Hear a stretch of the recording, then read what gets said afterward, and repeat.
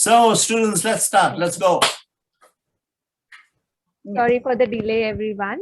So, sir, as you said that there were some wrong facts that we in your introduction. So, we are extremely eager to hear it all from you, your journey in your own words. So, now I request you to kindly say a few words and address the audience by sharing your exuberant experience. Well, as far as I remember, because I don't remember your whole introduction now, but one thing I remember that you got wrong, for example, is that I started my film thing with Mani Ratnam and with A.R. Rahman. That's not at all so.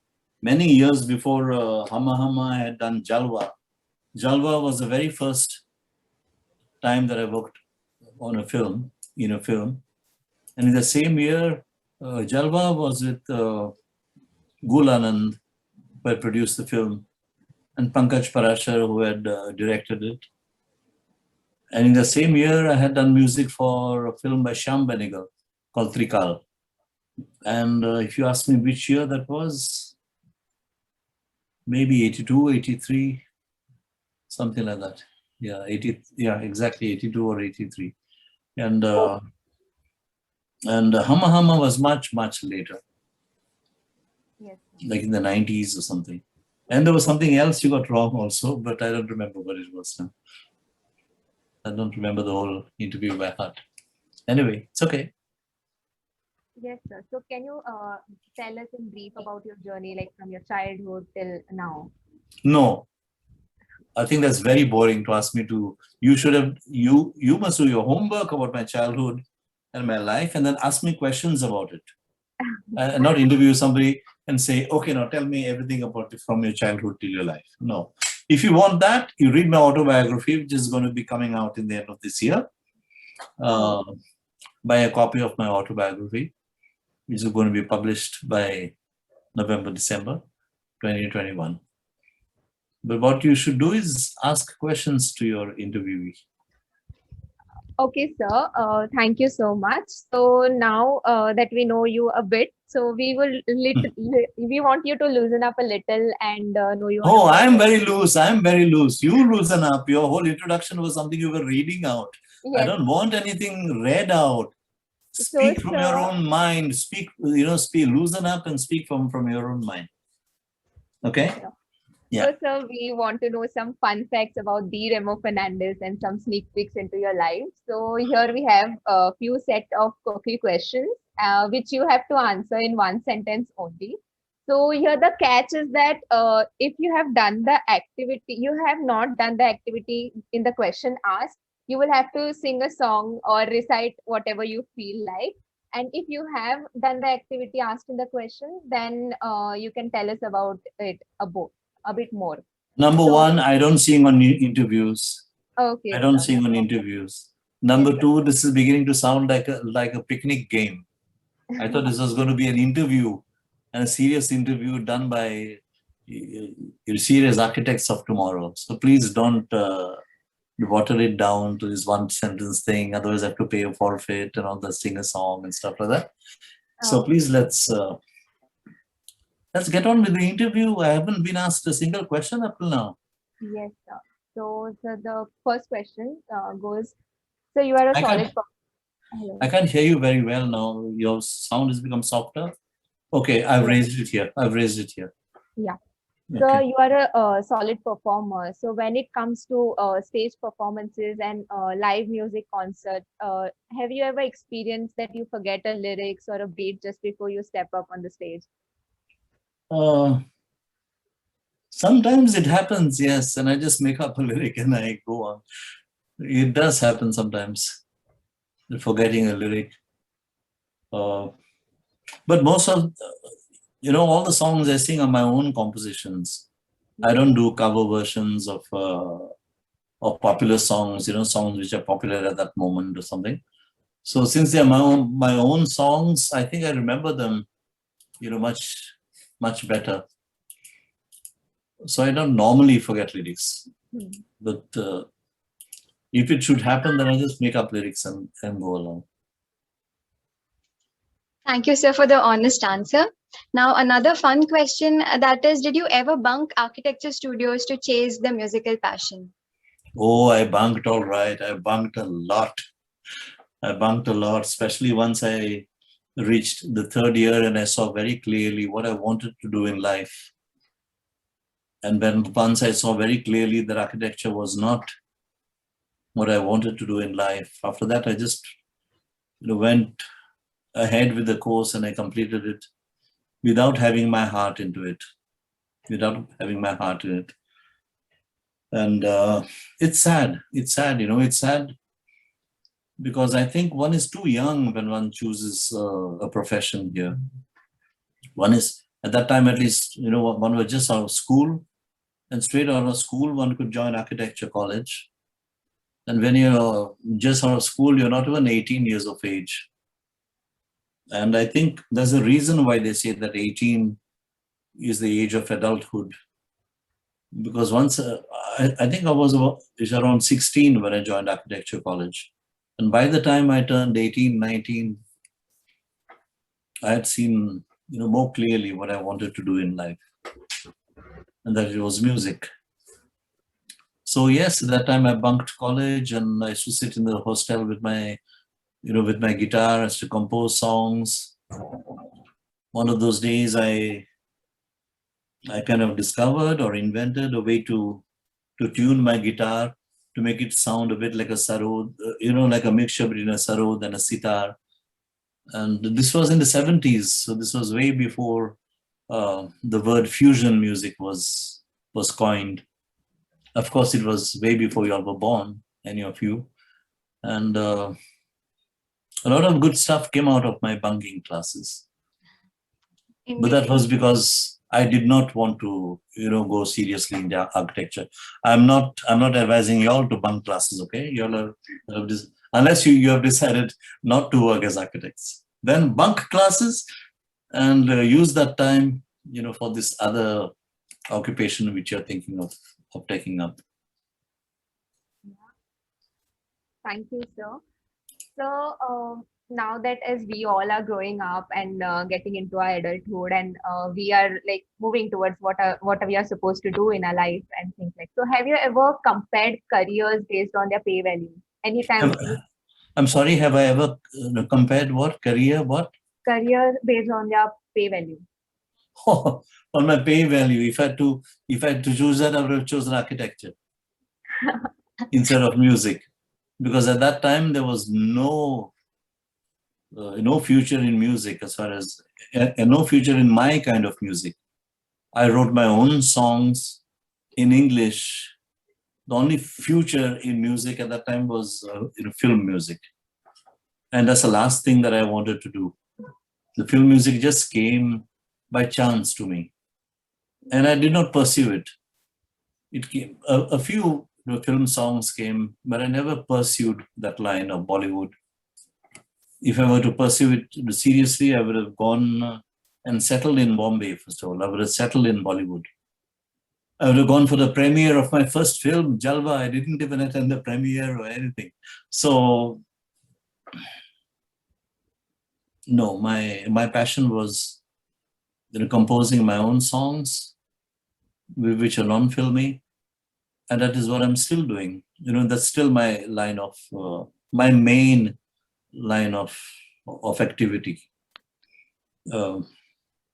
So of course I have not, chosen a career as per the payment which it promised. Okay, so but did you have the clarity like from the beginning, and how were you so sure that regardless of anything, you are going to follow your passion? I didn't know. Music was my passion. I would say since I was, the question here should be, why did I choose architecture? Not why I chose music, but why did I choose architecture? Why did I suddenly go into architecture? And if I feel embarrassed to tell you because it's such a silly reason. When I was a kid, I was always playing music, I was always playing. My first instrument was the mouth organ when I was 5. Then when I was 6, I had a ukulele. The ukulele has become a very popular instrument today.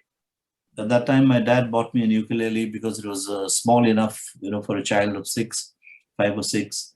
And so I was always into music. By the time I was in school, I had my own band. I was already composing my own songs. And by the time I finished in school, I joined architecture. Why did I join architecture? Because it was always put in my mind that music was a great hobby, only as a hobby, but that at the side of that, I had to have something like a serious profession, like either be a doctor or a lawyer, God forbid, engineer, architect, whatever. And I had this cousin who came back from London at that time, and the whole family made such a huge fuss over him. And I asked, what was he doing in London? And they told me that he was studying architecture. And I asked, what is architecture? And as a child, he just explained it to me as somebody who designs buildings. Now, design was something that I loved doing also. As a child, I loved drawing. So besides music, I also loved drawing. All my books, my school books, all full of drawings. So I said, wow, by drawing, if I can make such a big, if I can get the whole family to fuss over me so much, I want to be an architect.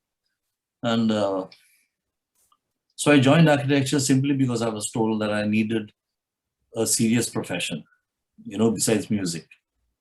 And that in the evenings, this architect could pick up a guitar at a friend's house, at a party or something and sing, but not as a professional musician, because there was no future in Goa at that time for a musician. You joined a band and an orchestra and you played for dances and for weddings. That's it. And the best band in Goa at that time who played for weddings and dances, they were treated almost on par with the waiters. So after playing, they had to go and have dinner in the kitchen with the waiters and cooks. There was no music industry. There was nothing like original music. There was no music scene. So I chose a serious profession and I decided on architecture. It was a silly decision taken by a child. And that's why I say that I think we should grow up to be at least 18 before being asked what we really want to do. May I ask at least some of you all how old you all were when you all chose architecture as your career? When you joined architecture college, how old were you? 18, sir. Wow. 19. 19. That's Yes, great. sir. That's nice. We are still figuring it out, like what we actually want in life.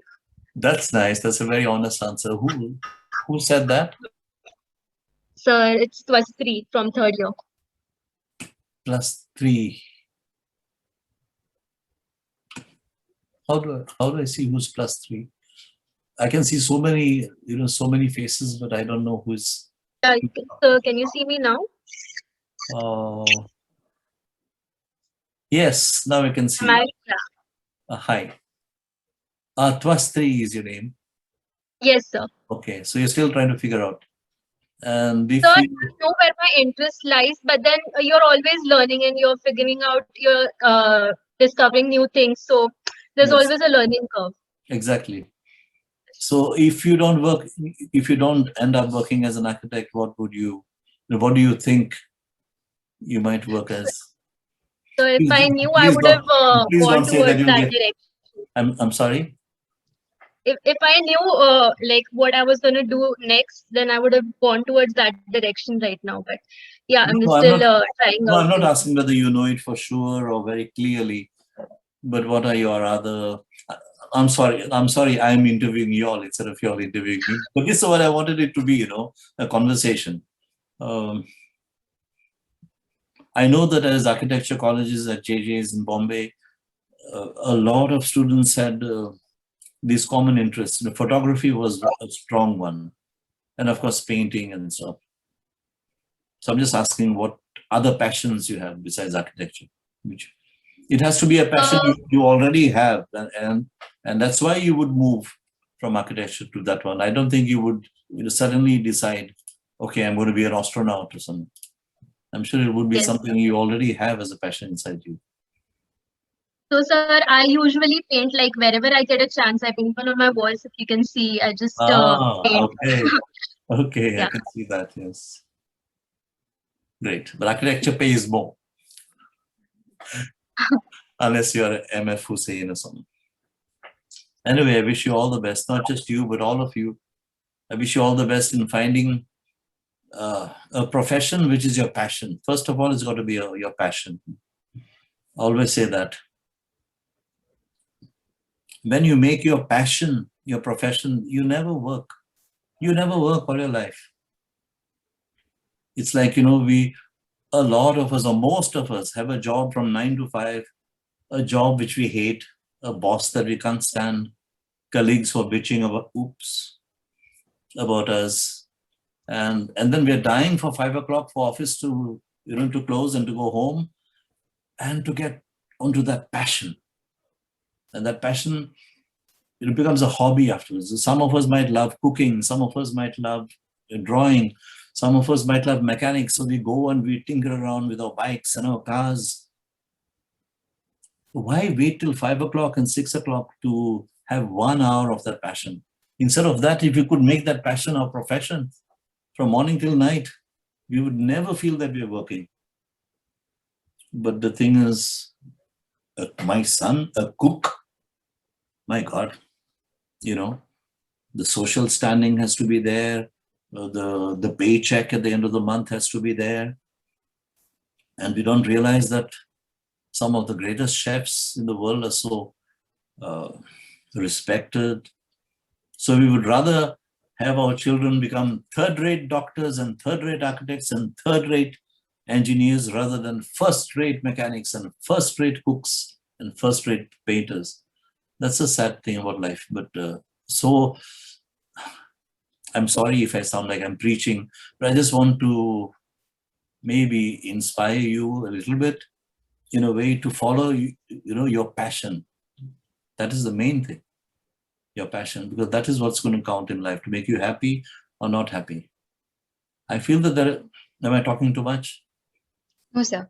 No, sir. Of course you would No, say sir. No, sir. No, Very sir, nice, not sir. at all. Of course you would say no, sir, but thank you very much. There are 2 things in life with which we spend most of our time, all our lives.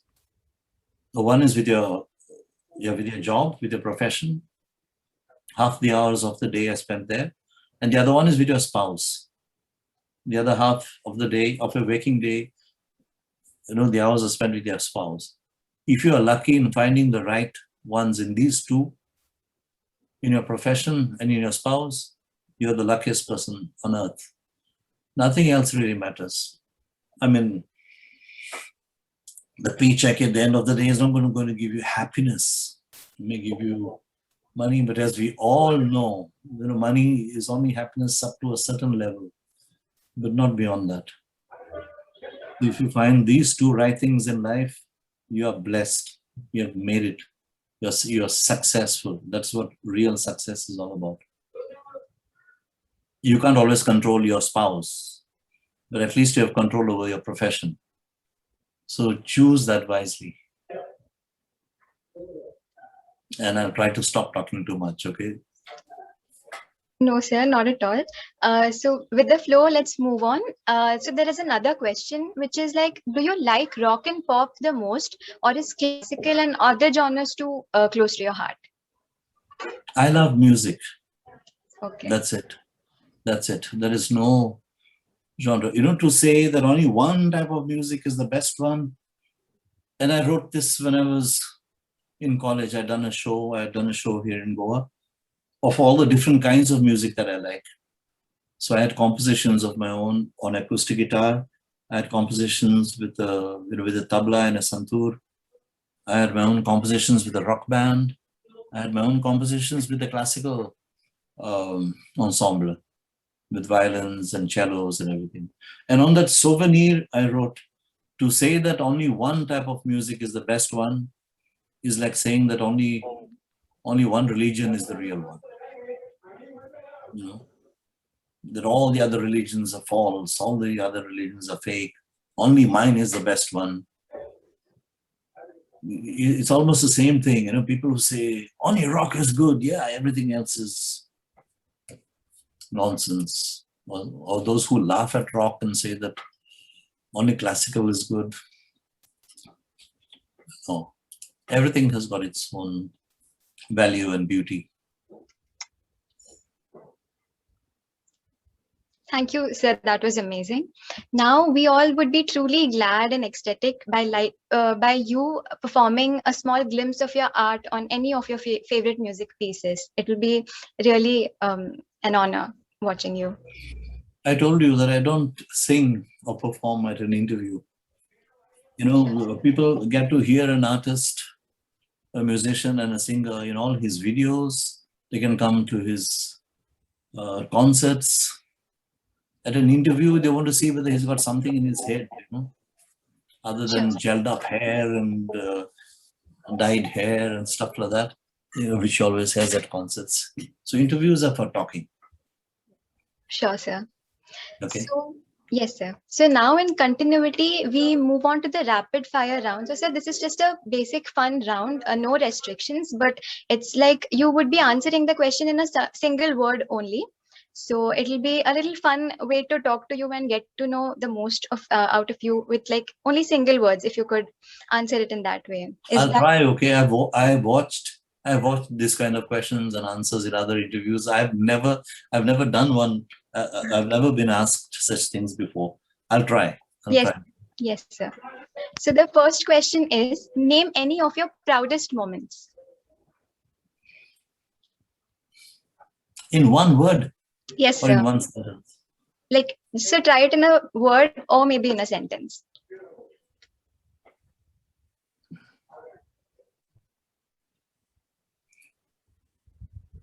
One of my proudest moments was when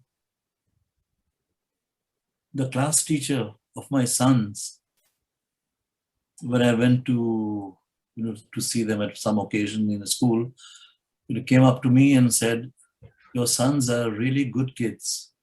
And I smiled, and I just smiled and said, "Thank you." Like most parents, of course. Yeah, I thought that the teacher was just saying it. But then she saw that I took it lightly, so she came up to me and she said, "No, I really mean it. Your sons are good kids, as in, you have no idea how snobbish the kids can be in the school. But they are the ones who will treat the sweepers in the school. They'll say good morning, good evening to the sweepers, to the drivers, to everybody in the same way." I felt proud. I really felt proud because, that didn't come only from the children. It came from me and their mother, and I had reason to be proud about it. So, that moment just came to my mind. So the second question. I'm sorry if it was more than one sentence. I tried to put commas. I tried to put commas in what I was saying and not stops. That's totally fine, sir. So okay. The second question is an emotional moment in your life. Just one word.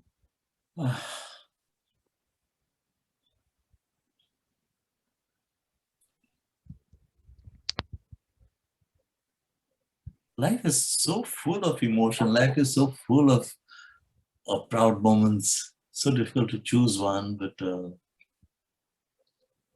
I guess meeting a famous person would not come here because, that's a different emotion, right? Emotional moment. Let's just call it my first emotional moment. My first emotional moment that I can really remember is winning of an international prize for India. And it was in East Germany. At that time, Germany was still divided into East and West. It was a music festival in East Germany. And there were the best musicians from all the socialist countries, which included many South American countries and Russia, of course. And I won the first prize for India, and I couldn't believe it. It was the first time that I represented India. It's such an emotional and patriotic feeling. I remember. Yeah, before that I had won music competition, but just as an individual musician. Here I was representing India, and that was a very emotional moment. Okay, sir. So another one is one of your toughest moments in life. the death of my band, I think. We did a fantastic concert at IIT Kanpur. And then we were driving back to Lucknow to take the flight. They were coming in 2 cars, and I had my car, because so they always travel in a car, all of them together. And I reached the airport. I saw that the band was not there. I took a flight to Bombay, and I'm thinking, ha ha ha, they've missed the flight, and they're going to have the tough time now to find another flight to Bombay for all 5 of them. I reached my hotel. I went to sleep, and almost as soon as I went to sleep, I was called up by the principal of IIT Kanpur to tell me that there was a horrible accident on the road, and 4 out of 5 band members were dead, and the 5th one was in coma. Besides, of course, personal losses, where I lost my mother, my father, and this one was absolutely shocking, because they were not old people. They were my mates. I mean, they were like my musical family. The longest one had played with me for 12 whole years.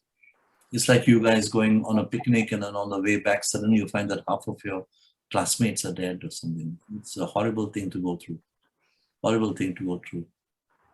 At least classmates, you have not chosen to work with you. But imagine if you had a company where you chose 5 or 6 architects to work with, and you got along really well, and you went somewhere on a project, and you come back and you find that everybody else is dead. It's a horrible thing to go through. I'm sorry, I'm not answering you in one sentence. It's not possible.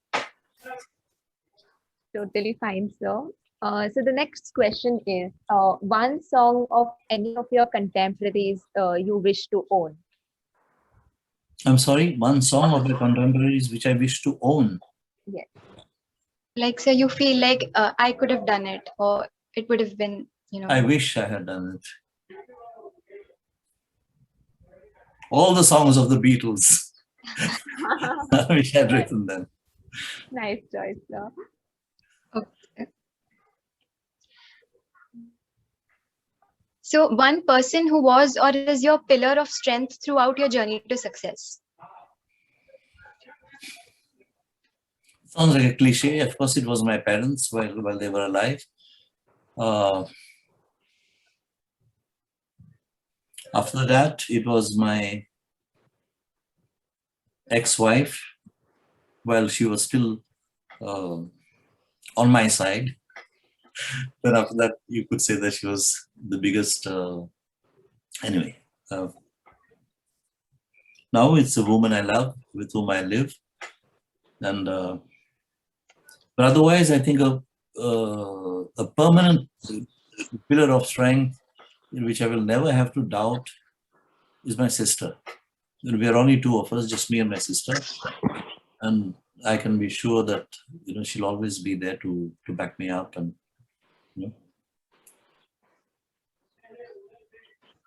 So can you tell us about your role model? The Beatles were my role models, because I think I started composing my own songs because of them. Before that, it was Cliff Richard, there was Elvis Presley, there were lots of singers. And at a certain age, when I was about 13, I realized that all the singers, they were pretty voices and also pretty faces. But the Beatles were the first musicians I knew who were, who didn't just have pretty voices. They were writing their own songs. And that really fascinated me. And I saw value in that. That's why today, if I see someone, an Indian singer who sings just like Whitney Houston, who sings just like Muhammad Rafi, to me, it's okay. I mean, it's like admiring a very nice Xerox machine. But there's nothing original about it. There's nothing original. If tomorrow you design a building just like Frank Lloyd Wright's, I'll say, okay, it's a nice copy. But if you come out with something in architecture which is original, then I will really take off my hat to you. Sir, do you believe in God? What is God? as in a higher power? Or what are your thoughts on religion? I can't hear you very well. Who's that? Manav speaking? Is that Manav speaking? Who speaks? Can you, Yes, can sir. you do something whereby whoever asks me a question comes on the screen next to me? Is that possible? Yes, sir. Yes. Raise a hand. Manav, you can raise your hand.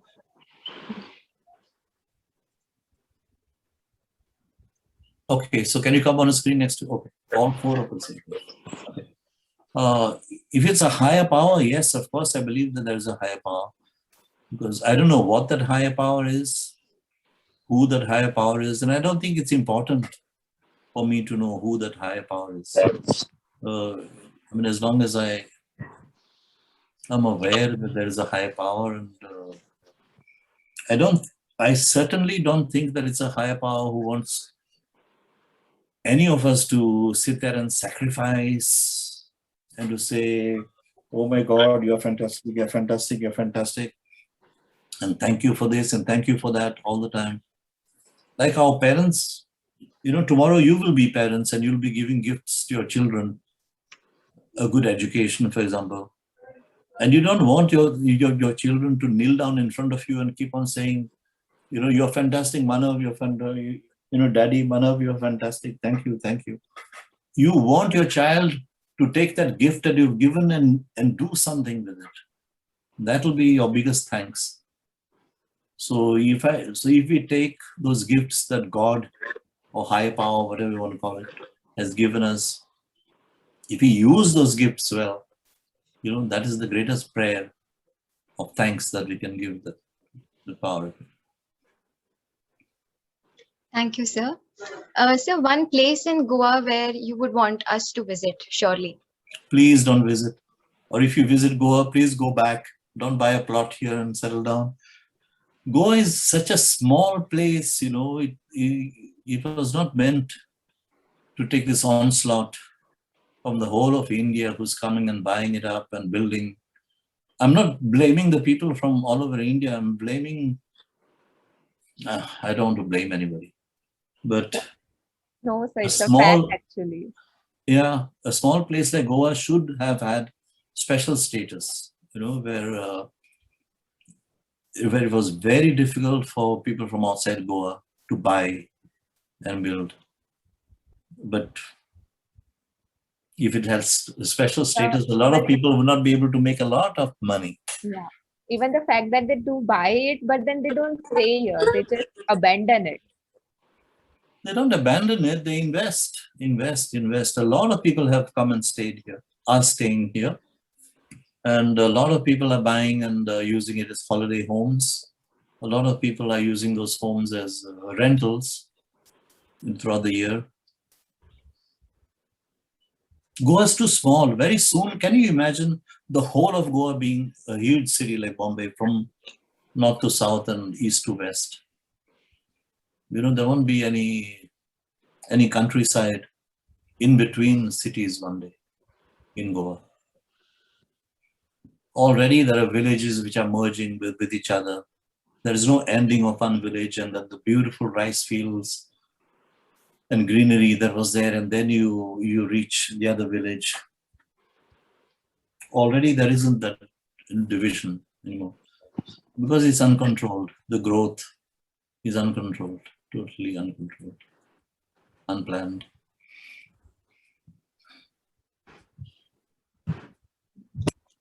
So, since you have traveled across the countries, which is your favorite city, country in terms of architectural styles? Oh my God, there are so many wonderful places architecturally. I have a big spot for Europe, of course, because Europe has got so much old, ancient architecture, so beautifully preserved. And that is in Western architecture, of course. And there's nothing like India for Indian architecture. I've not been to China. That must be also great if they have preserved. I don't know if they have, but China has also gone into such a boom of modernization. India has preserved, but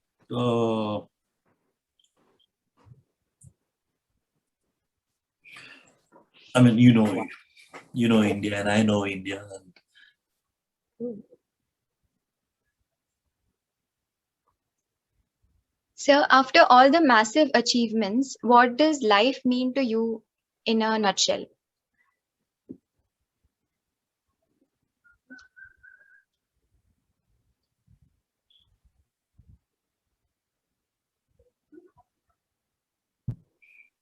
Happiness. I think the most important thing is for us to find our happiness. It's not the achievements which are going to give us happiness. I think the formula for the kind of happiness I'm talking about has been found out in India a long time ago. It comes from meditation, from being able to connect with with the eternal. That I think is the greatest achievement, which I hope to achieve one day.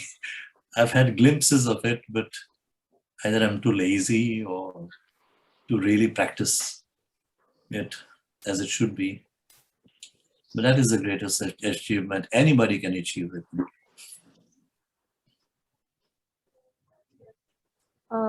So now that you have completed architecture, we know about it. So any design project that you have done in throughout your 5 years, which is close to your heart? Not really, because I was so inexperienced, Uh, I was just waiting to complete my 5 years of architecture and to get into music. I was just waiting for that. Because I wrote to my father. After 3 years, I wrote to him. I said, Dad, I've seen very clearly what I want to do in life. It's not architecture.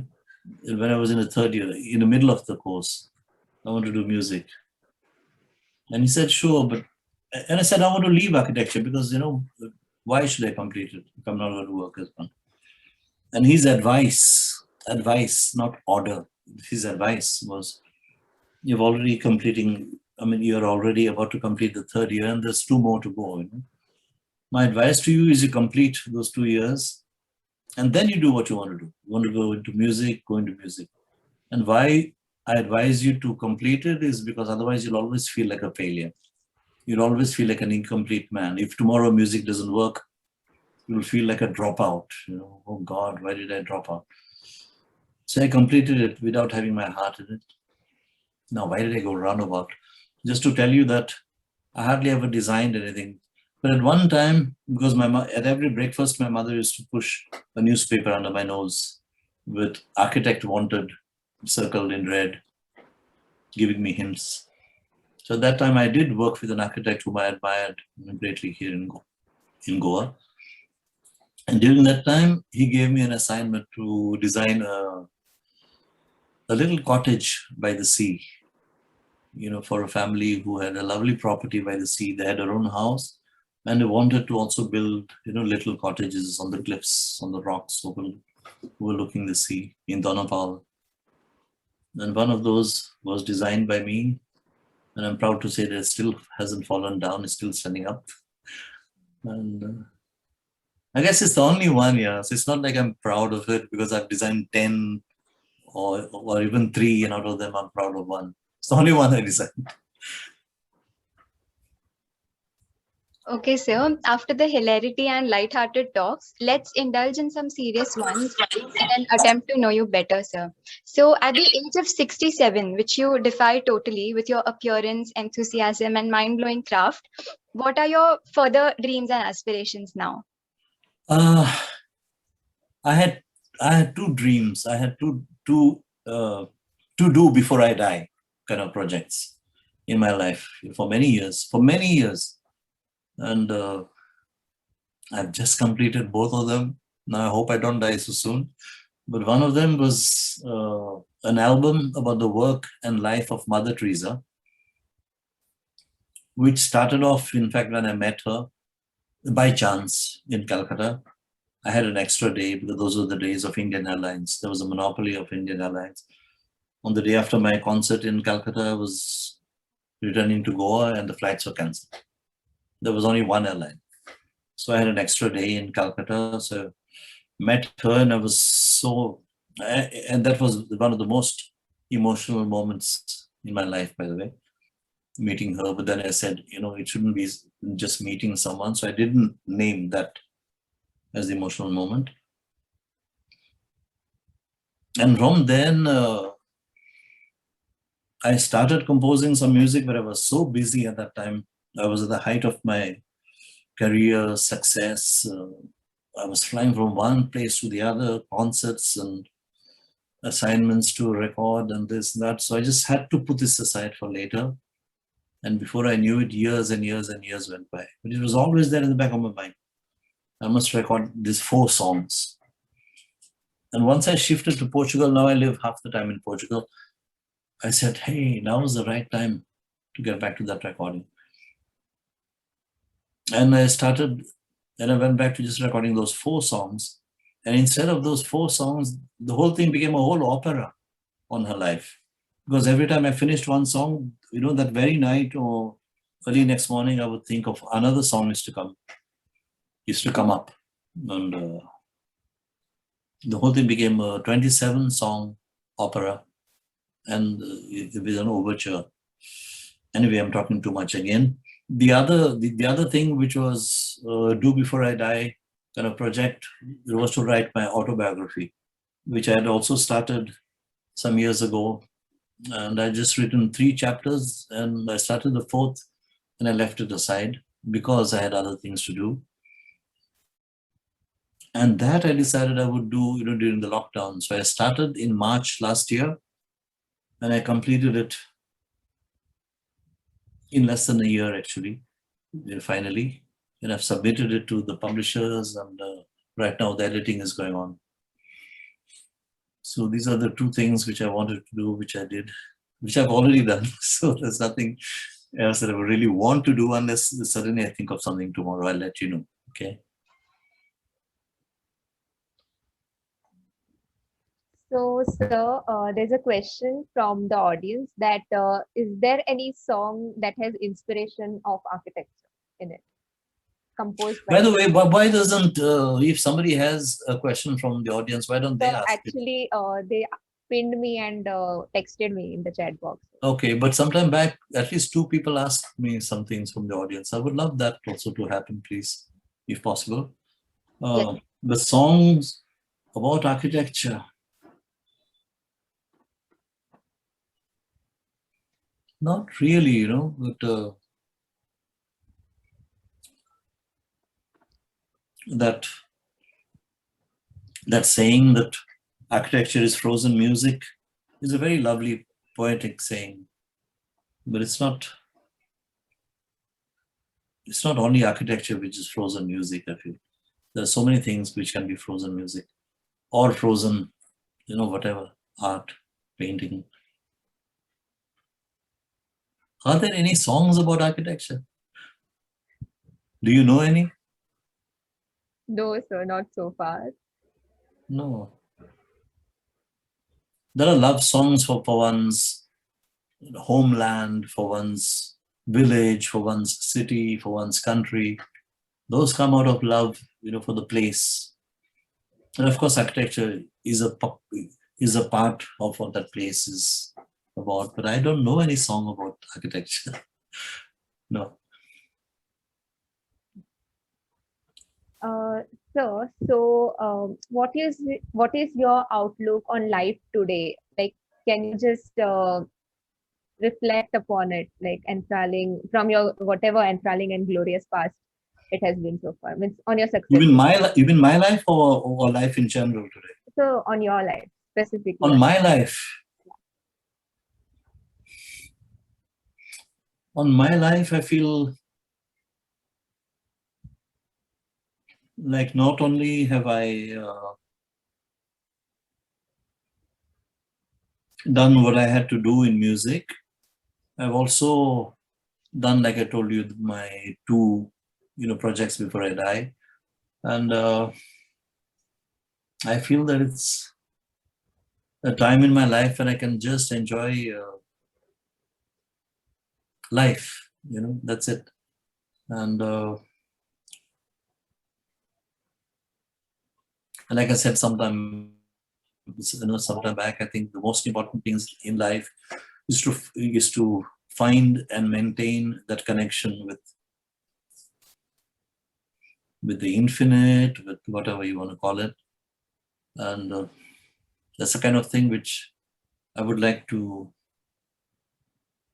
concentrate upon. And that's it, that's what life is all about. We're not building up big businesses or anything. And I don't know, frankly, I don't know what tomorrow will bring. If I feel inspired to suddenly compose something else. I keep composing, okay? I keep composing songs. I keep writing songs. And most of the time I keep on giving them for free on YouTube, I make my own videos and I keep on doing that. But all the songs that I love doing, whatever comes to my mind, whatever inspires me. Not film songs. In this country, people only know film songs, or most people only know film songs. So if a song is not on a film, and that too on a hit film, they don't know it. They don't even know it really. So what do they know? Yes, so what do most people know about me? Jalwa, Hamma Hamma, Pyar To Nahi Tha, Aflatun, Dord. Only the film songs. That's it. Nobody knows the other songs, and also because the other songs are all in English, which is the language which I am unfortunately most comfortable in. I say unfortunately, what I mean to say is unfortunately, I'm not as comfortable in English, in Hindi, which is the language of my country. Because I grew up in Goa, which was so isolated from the rest of India. And, one grew up speaking Portuguese and Konkani. And then I had to study this strange new language called English. I used to cry in school. So so we were never exposed to it, to Hindi. I was exposed to it only when I went to Bombay to study architecture, and then for the first time I was hearing Hindi being spoken all around me. And then also the Mumbai Hindi, which is not the Shuddh Hindi. And I can connect to the what was the similar question? situation, sir. Yeah. I'm sorry, I went off on a tangent and I forgot your question this time. So the question was the outlook on your life. Oh, and how did I reach language? My God, sorry. So on that note, what would you like to say about your Konkani songs? They are like, the Konkani songs are like home food, It's like if you are from Pune, then it's that real Maharashtrian dish that your mother used to cook or cooks. If you're from Punjab, then it's that dabba that you're from there. So Konkani songs for me, it's a different kind of life. I may love rock and roll, I may love fusion, I may love classical music, but you play a Konkani song, or I sing a Konkani song, and another part of me comes alive at that moment.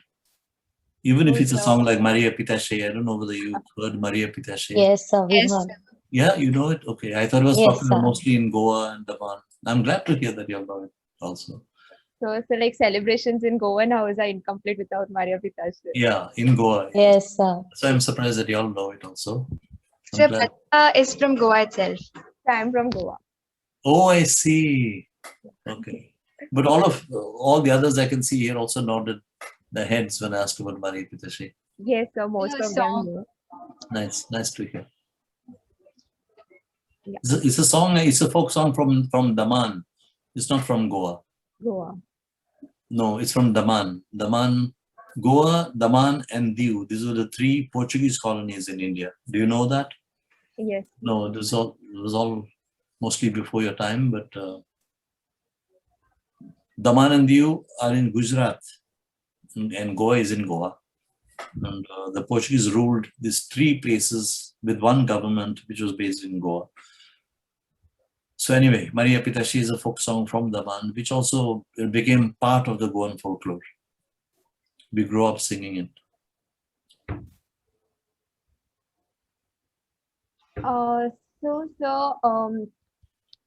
Now you are very much into like taking up these social political issues pretty seriously. Means you have written songs over it. We have heard it since our college days in Goa.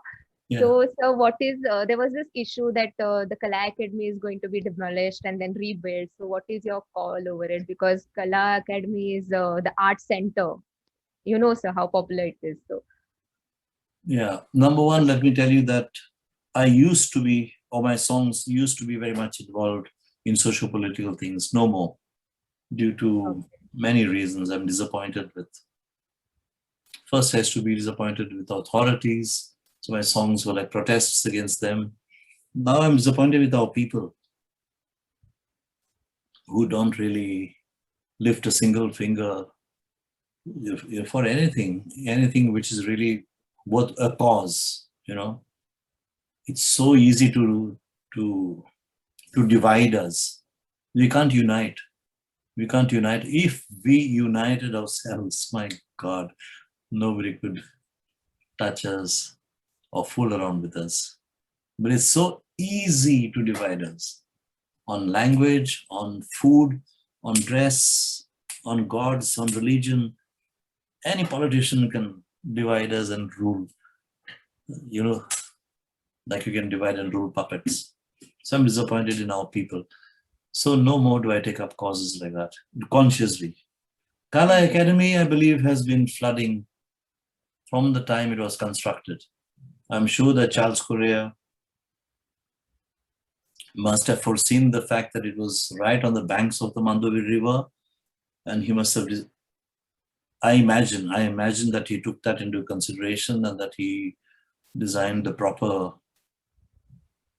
structural thing to keep the water away, the underground water away. But maybe it's a builder who didn't do a good enough job.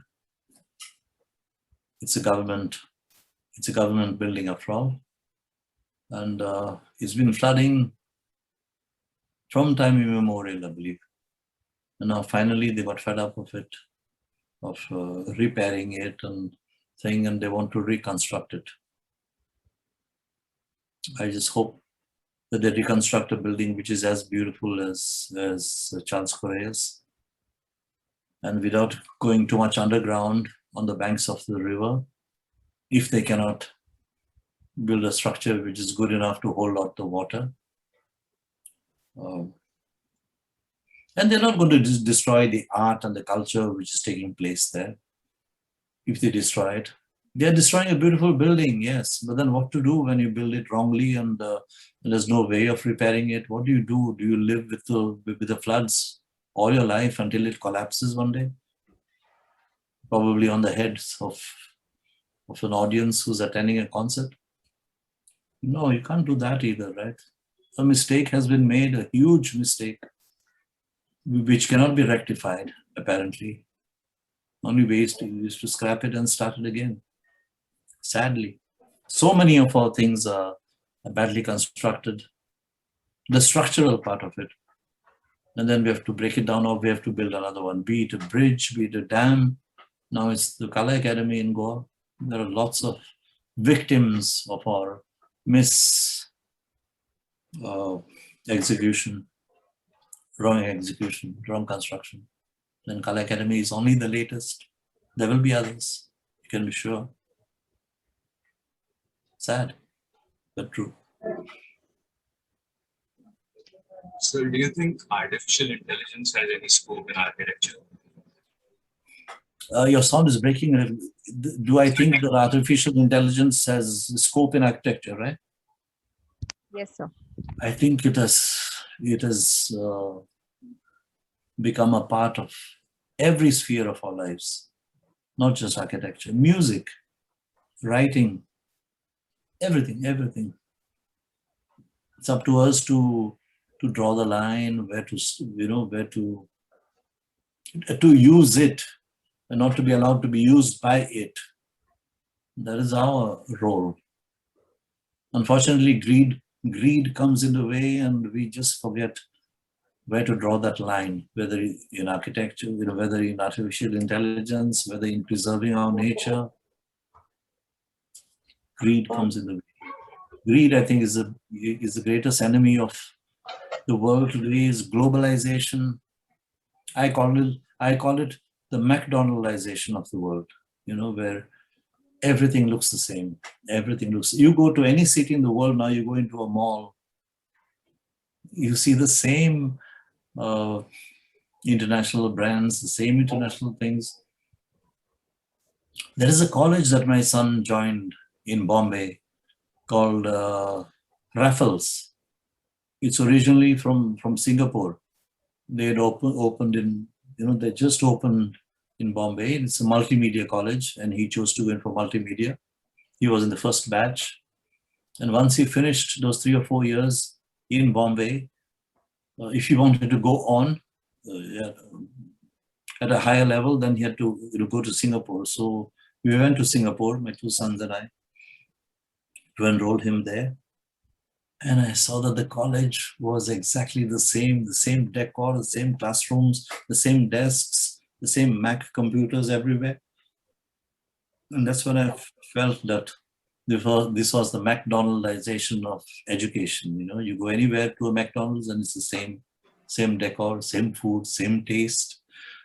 Now everything is becoming the same. And I think that is the enemy of what is happening in the world. Not so much artificial intelligence, but this globalization. And when I say nothing wrong in globalization, I'm talking about the bad sides of globalization. I once gave a lift to students of a catering college in Goa. And we were just chatting on the way. And on the way, one of them said, my dream is to make uniform food, like from north to south, east to west of India. Uniform food that everybody will love. I said, man, what are you doing? You're going to destroy the individuality of the food. In each state, each town, each village has got a speciality. And I was coming back from a party, so I was in a bit of a high spirits. So I told him, what if every woman in India looked the same, man?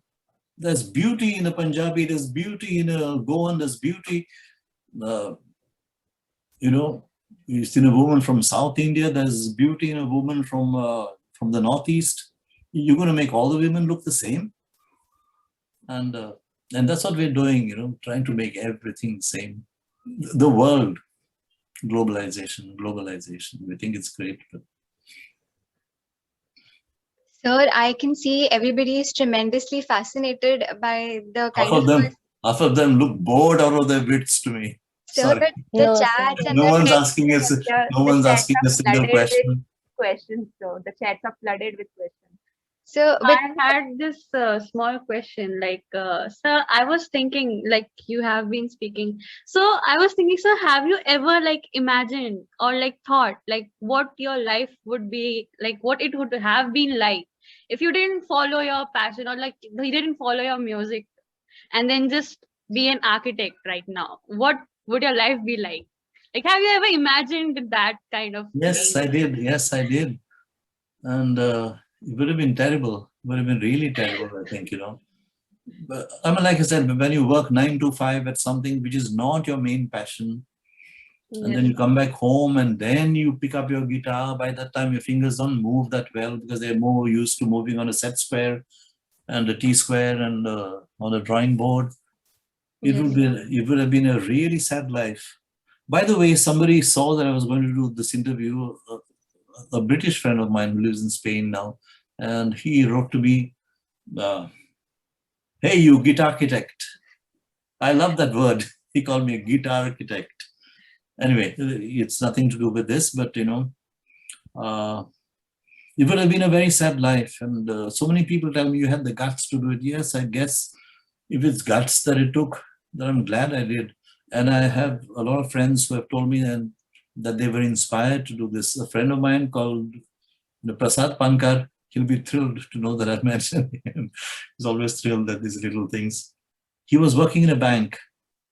He had studied, economics. He was working in a bank and his passion was photography. He said he was inspired by me to suddenly chuck up and by his wife also was supportive. By then he was married, he was just married. Encouraged him to chuck up his job. He has become a very famous photographer in Goa. He has started his own photography academy. In banking, what would he be doing? I don't think he would be known as an exceptional banker. He would not be an exceptional banker because his heart was not in it. He followed his heart and he has become an exceptional photographer. And so many people have done that. So I would have been, either I would have been unhappy or I would have not even known that I was unhappy, I would have thought that that was normal, that kind of life. Something that you don't really love doing, but let's face it, architecture has another side to it.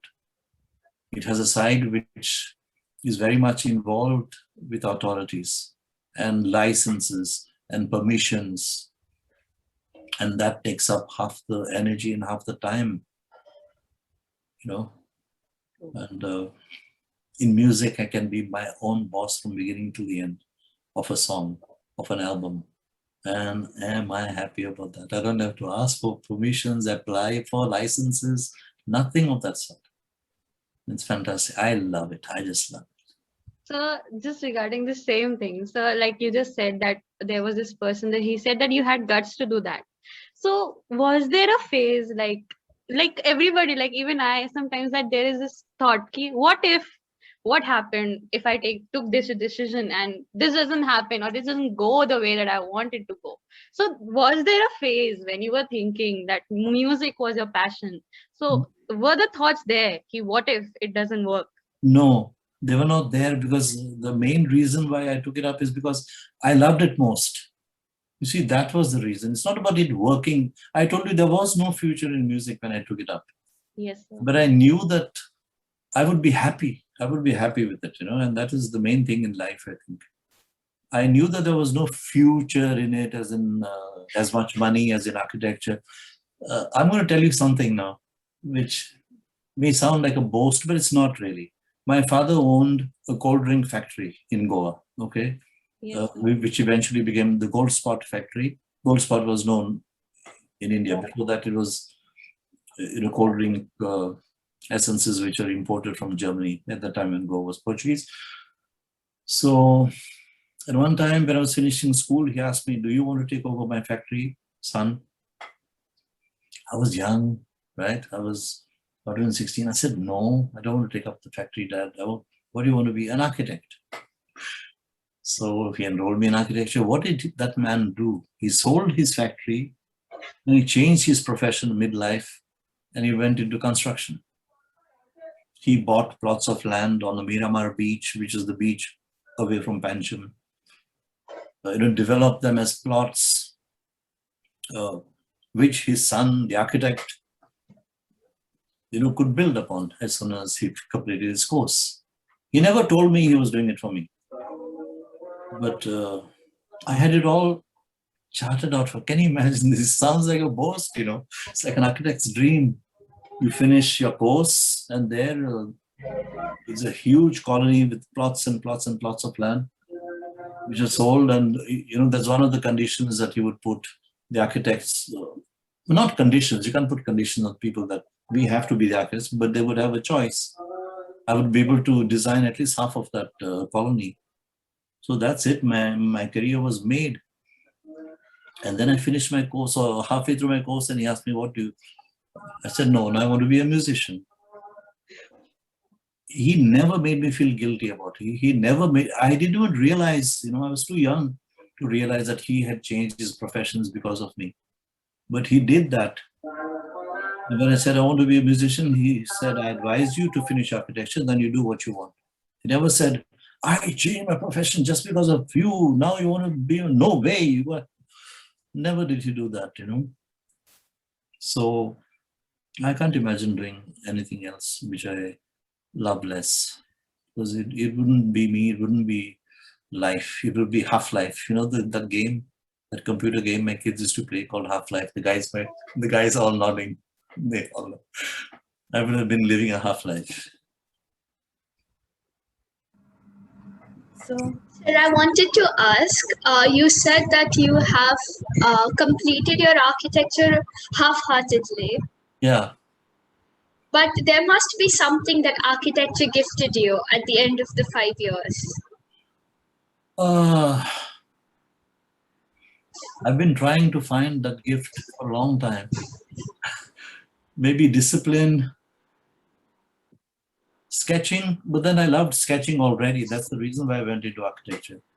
Frankly, after that, when I started with music, I started with my own albums. I started my own recording studio at home because the recording companies would not give me any contracts.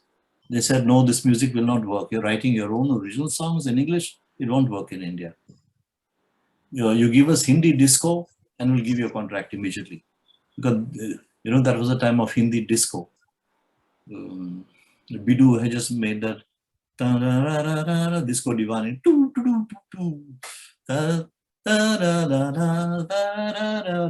Disco divani. That was a sound that every song had to have, the rototoms. I had to study how to operate a studio. Now, why did I go into this? Your question was, is there anything that architecture has helped me with? Oh yeah, to tell you that at that time I wished that I spent those 5 years that I spent studying architecture. I wish there was a college of sound engineering here, because besides being a musician, I also had to be the sound engineer in my studio. And that's a different kettle of fish altogether, totally different from music. It's the knowledge of mixing sounds, adding effects, adding compression, limitation in sound, the frequencies. I wish I'd studied that instead of architecture. So architecture itself, I'm afraid I have to answer and say, no, I can't really see anything except maybe the aesthetics of buildings. But then I guess because I had a sense of aesthetics, I went into architecture. This was not the other way around. And sir, you gave so many references, like the politician case, for example. You said you don't take social political issues now because you've got disappointed. So there is this book called Alchemist. It's by Paulo Coelho. Yeah. He does speak of a concept like this, but he speaks in terms of our heart. And in the very beginning of this lecture, you did say that we should follow our heart. But it does happen that when the hearts speak to people, after a certain point of them, the hearts get disappointed by the people and they stop talking to them.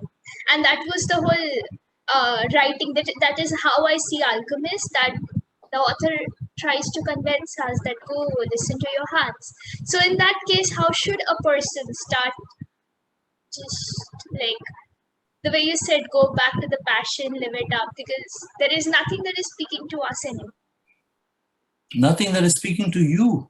No, it's not in my case. It's just a question that popped in my head. No, because by the way, I read The Alchemist when I was in architecture college also, as well as all the Ayn Rand books, like The Fountainhead became my Bible for a while. And no, it's about what I'm disappointed with is the other people and communicating with them. But me, they say that if you can't change anybody else, your aim should not be to change somebody else, but to change yourself. So hopefully I'll still keep doing that, and hopefully for the better and not for the worse. And I get inspired by books I read, by songs I hear. I just read a book. I just finished reading 2 interesting, autobiographies. As soon as I finished mine, I was dying to read them. One was Nasiruddin Shah's autobiography. It's called And Then One Day. And soon after that, I read Maya Angelou's I Know Why a Caged Bird Sings. Right now, I'm reading Andre Agassi's.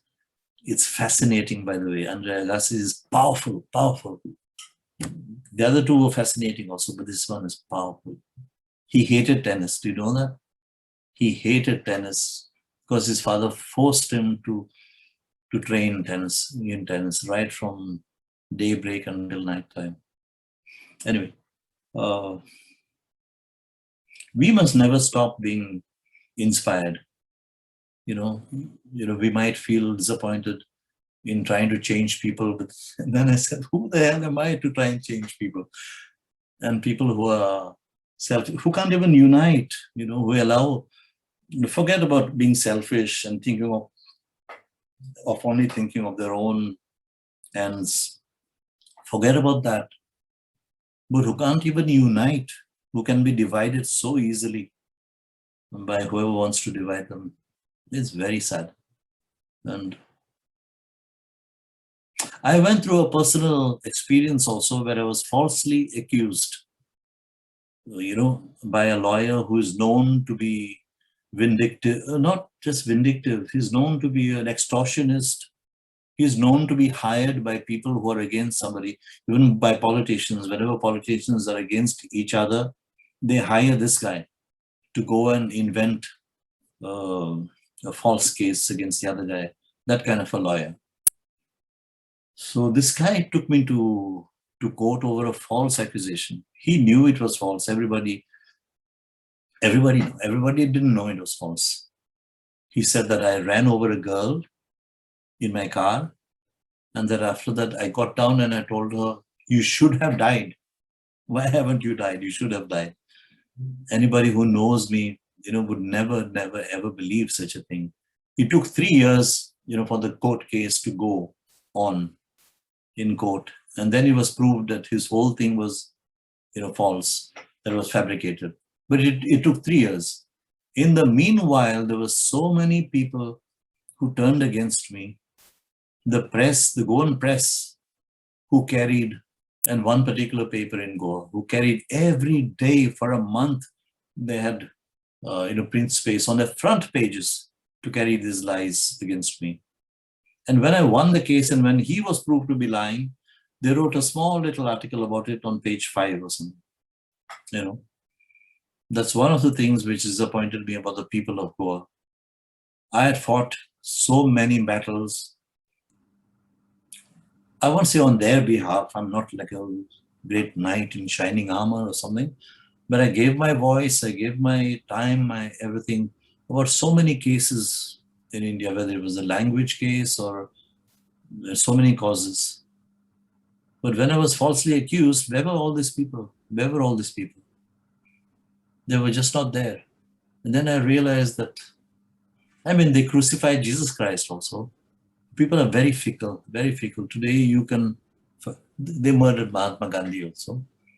It's the people who, the individuals who give most for the people at large. The people are never there when these individuals really need their backing. And that's one of the reasons that's one of the causes which disappointed me very much in people at large, I see Akshata, you've joined. Yes, so hello. You want to ask something? Yes. Something to ask? Yes, sir. So we have a common question from fourth yearites. Like all fourth yearites, we have this common question. Okay. So when you were doing your architecture, you developed your interest into music and singing.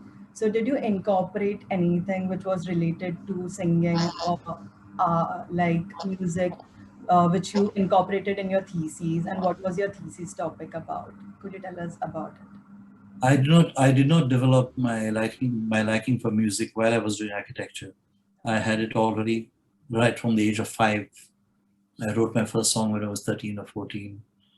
My thesis on architecture, which was done in 76, 1976, I did my thesis. I took the island of Divar, which is a very small, beautiful island in Goa, where I used to go with my friends from Divar, because I loved that place. And my whole thesis was about how I would not develop it, how I would not build a bridge to link that island, how I would develop the villages of Divar as villages, how I would teach the villagers the local arts, the local, have schools to take that knowledge of theirs even higher scientifically, whether it's fishing, whether it's farming, whether it's making baskets or whatever. So my thesis was totally anti-architecture. At that time, in 1976, the words, words like ecology and preservation of nature. People were not yet, all these things, sustainability, all these things were not yet thought of. These architects that became famous afterwards, I don't think they were, really well known here in India, or I don't know whether, the local architecture using local materials, blah, blah, blah. So my thesis, the professors gave me just about passing marks, and that's it, because it was not a very popular topic at that time. Say that my development would be not to develop something. So that was the topic of my thesis. It was not anything musical. And you ask me in today's context, I can really well relate to it because I just stay beside the island and I know how beautiful it is. Every evening, I just take a ferry boat, just cross the island, yes, sit there in the evening. So that memory which is there means we don't want to lose those ferry boat, travel which is there. It's beautiful, exactly, really beautiful. yeah, exactly. So I feel it was a good topic from this point of view. When as a today's student of architecture, I feel yes, it was a good topic, except it was, if I may say so today, I'm afraid it was ahead of its time, and the professors didn't like it. Nobody liked it. Nobody appreciated it. They thought I was just being lazy. Your idea of development is not to develop. Whereas at that time it was, let's cover the surface of the earth with tar and concrete and construct over it, and that is development. That's what we thought. And I can't really, there is a connection. I'm answering, you now, Akshata. I think there is a connection with music and everything, and there's a connection with everything and everything. And we know that now. There is the whole world, everything is interconnected. We know that. Whether it's music, whether it's art, whether it's cooking, whether it's mathematics, everything is interconnected. And there is aesthetics in architecture, which I can say I've incorporated in my music. When I'm building a song, I could daba huge theories about it over here, and you would listen how I build a foundation of a song with the beat, and then the bass comes up like this, and then the walls and the structures are the lyrics, and the roof and the embellishments are my flute right on top and the guitar solos right on top. It's so easy to talk about all these abstract things and to impress people, but it's not really true. Half of these things are just great big talks. It's actually, aesthetics are interconnected everywhere, whether you're cooking a dish or whether you're designing a building. The same thing, from foundation to the roof. So, sir, I have a question. Yeah. Like, sir, what are the challenges you were facing while starting a journey, and what would the life lesson you give to us while we are starting with a journey and starting with a career as a professionalist in the field of architecture, or even anything which you are progressing towards a passion? Don't follow my advice. You're asking the wrong guy. I never worked as an architect. No, but the thing is that even if you're not work as an architect, to work as a composer, as a singer, as a successful person in your life. But I've never, yeah, I'm sorry. Go ahead. But the challenges you have faced while pursuing them or by achieving them.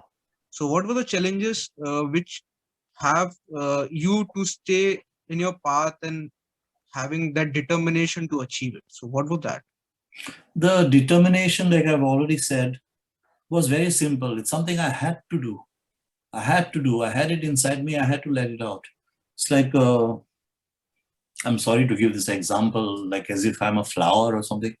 A flower has to give out the perfume that's inside it, or a tree has to grow its leaves or whatever. You have it inside you, you have to let it out.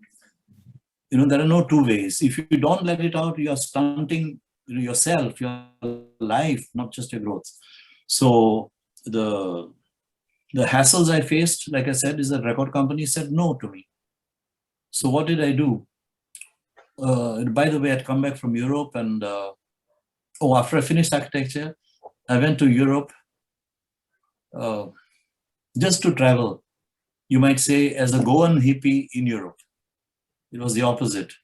I earned my way around for 2 years and 3 months by playing. If you've been to Europe, you've seen that it's a very popular thing. It's a very common thing for fantastic musicians sometimes to play in underground stations, in the corridors. In the summer, they'll play in the city squares and pass the hat around in restaurants. So that's what I did for 2 years and some. And I traveled around 8 countries in Europe and in North Africa with a haversack and a tent on my back.